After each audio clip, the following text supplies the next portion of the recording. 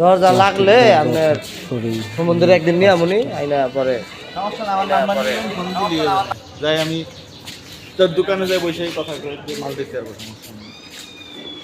ওই মদিনার মাল দেওয়া যায় সখীপুর বানায় ওরা আমরাও বানাই দিয়ে আসলাম দুলা ভাই আবার কইলেনকার কথা তাই এনে আইলাম বললাম যাই কারখানাও দেখাই মালও দেখাই